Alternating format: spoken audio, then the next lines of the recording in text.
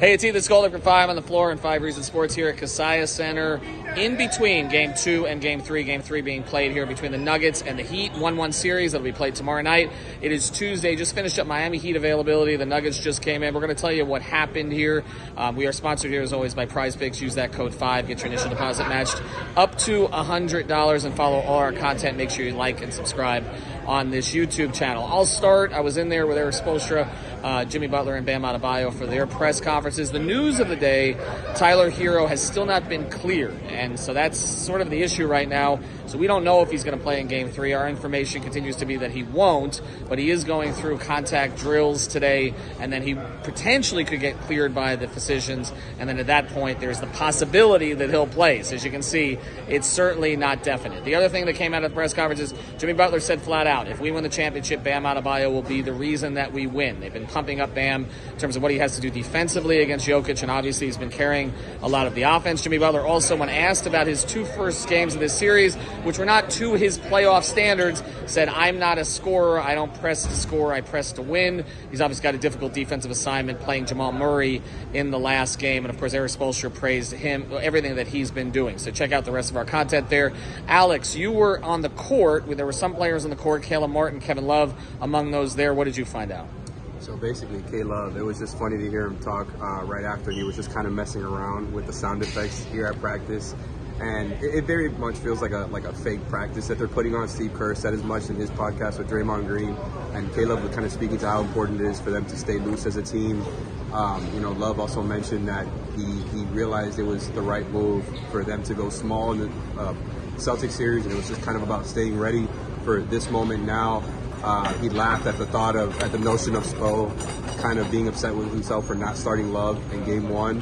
And then from Caleb's side, he kind of went in with a hoodie over his head, but said, good news that he's feeling better. He said that he's kind of on the downswing there with his illness, and also that kind of leading up to some of these games before, he was just kind of sitting in the dark waiting for the games to start. And so, it's good to hear that he's kind of progressed past it, but all these guys kind of seem very loose in general. And Duncan also spoke about they think that they can use Tyler, but he doesn't know when he's going to be back. So that's kind of, from the 3 guys that I heard from, everything feels pretty loose in general.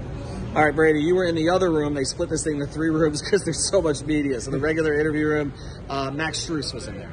Yeah, there was Max Strus gave Vincent Kyle Lowry. I'd say the first theme was pretty much they're excited to play at home, which is funny because they've been really good at home in this playoff run, other than they're never going to win home games against Boston for some reason in the playoffs. It just feels like they're just going to win on the road.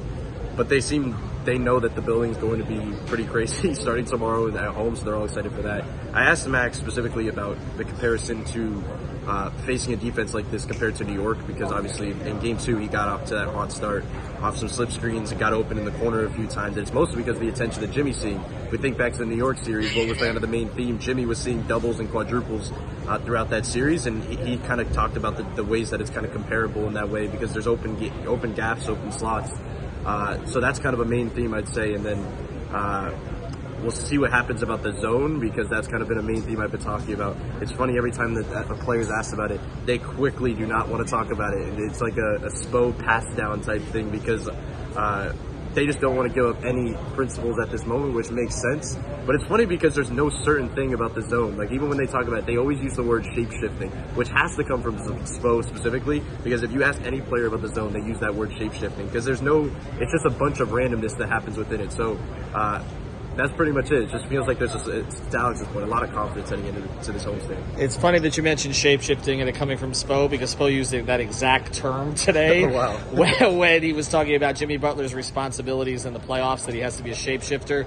So we'll put that on a T-shirt. That seems to be the new theme here. And, of course, Eric Spoelstra always has one. He's been saying that one a lot. And actually, that applies to this team the entire season. They've been a shapeshifter. Every time we think that they're done, they turn into something else. So we'll see what they are in Game 3. Make sure you use the code 5 at Prize Picks. Thanks to Alex. Thanks to Brady. I'm Ethan Skolnick. Again, we'll have more content on the channel all day long.